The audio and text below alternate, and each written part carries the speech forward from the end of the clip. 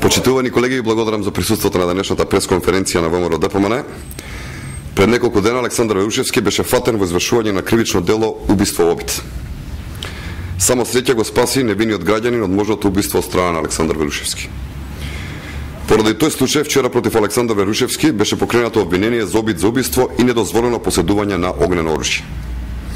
Да ве потсетам, тој е истиот Александар Верушевски, син на разузнавачот Зоран Верушевски, пријател на Црвенковски, кого истиот Бранко Црвенковски, како вршител на функцијата председател на државата, предходно го помилува од извршувањето на правосилна судска пресуда, казна затвор за сторено кривично дело обид за изнуда на пари. Одлуката за помилување на Верушевски Бранко Црвенковски ја донесе на 26.12.2007 година и покрај противењето и негативното мислење за помилување кој беше дадено од надлежниот Основен суд и од Министерството за правда. Како резултат на оваа одлука на Црвенковски, Александар Верушевски не ја одлежа својата казна затвор. Тогаш Бранко Црвенковски се правдаше дека тоа го направил поради здравствени причини на осудениот и дека, цитирам, затворот не е детска градинка.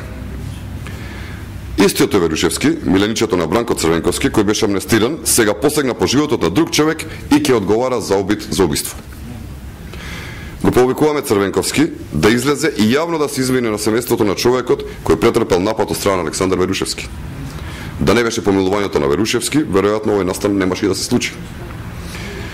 За Александар Верушевски стојат дела и настани како оружен инцидент во аеродром во кој што беше тешко повредено едно момче, пукањето со огнено оружје во кафе, барови и дискотеки во Струга, рафалните истрели со автоматско оружје, фрлените бомби на 3 куќи во Струга, ранувањето со нож на свој познаник, предизвикувањето на тешка сообраќајна несреќа со службен голф на неговиот татко и уште многу други слични вакви случаи.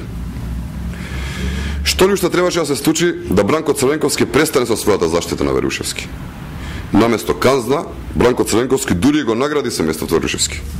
Тој таткото, Зоран Верушевски, го назначи за дипломат во македонската амбасада во Италија. Крајно скандалозно и крајно срамно. Затоа го повикуваме Бранко Црвенковски да преземе морална одговорност, лично и јавно да се извини поради својата одлука да го помилува Верушевски. И на крај јавноста интересира: со што ли толку многу е задолжен Бранко Црвенковски од страна на таткото на Александар, Зоран Верушевски, за постојано да го брани и да го заштитува?